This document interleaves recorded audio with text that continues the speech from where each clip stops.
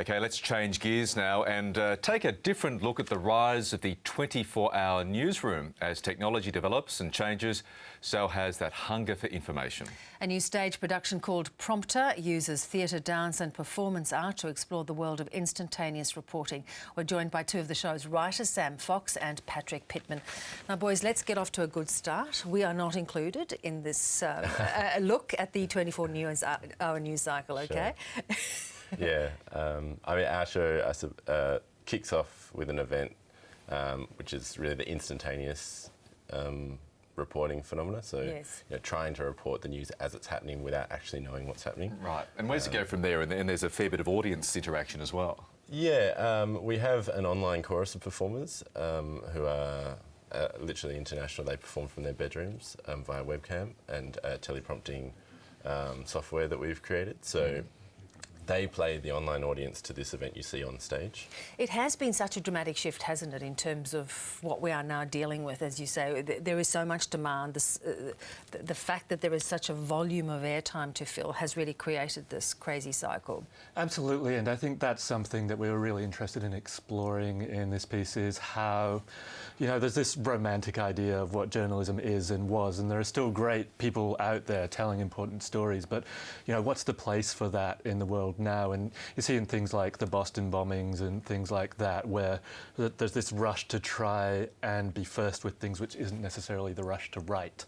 And so that's something that we were interested in exploring. OK, and how did you go about recruiting this overseas online cast that is about to be played out? We mostly did that through our network, so like other artists. There's a massive Australian diaspora of artists out there, and so we did a brief and sent that to people and asked for recommendations, and we've got some amazing performers in LA, Argentina, London.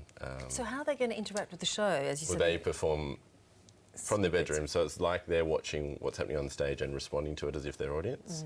But they get what they kind of, because of this massive scoop that occurs in the opening scenes, they get what we call like a performative compulsion. We're really exploring how audiences are not necessarily desensitized to media now, that we're hypersensitive.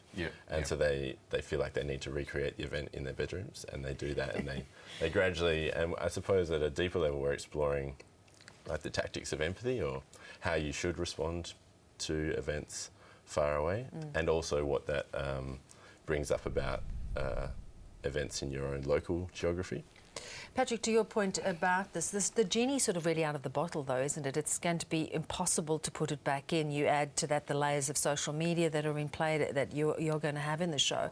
How do you see the way forward in this examination? Well, this is the thing. There's no point in being nostalgic about where journalism is at and where reporting is at. This is where we are, and things are changing. So it's not about wishing for a different time where we had the space to figure out where things were. It's about understanding, you know, how do we engage with things in this world, and what does it mean, and what can you do as somebody who's reporting the news or as somebody who's consuming the news to understand your role in how that story is told. It's a good thing, though, because this 24-hour news cycle, social media, Twitter, Facebook, enables, gives so many people, normal punters, power to insert themselves into the news cycle, whether there are events where huge events are unfolding, or just commentating on the general news flow.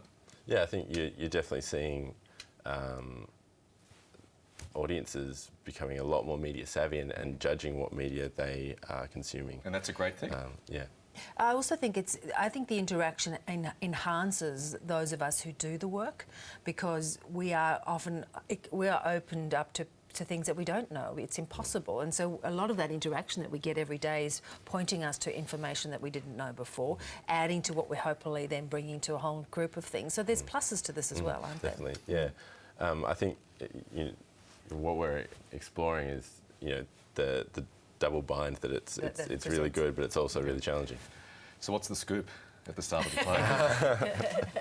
I don't want to give too much away. I won't tell anybody. Yeah. Well, let's just say that it's set on a Pacific island, not so very far from our shores, and something happens there that's rather unexpected, and so it's about everything sort of unfolds from what's going on. So we hope the PNG solution hasn't stolen your thunder.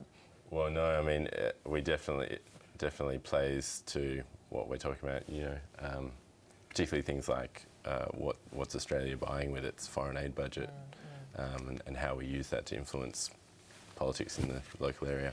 Sounds very thought-provoking. Patrick and Sam, thanks for joining us. Thank you very Thank much. you. Thanks, guys.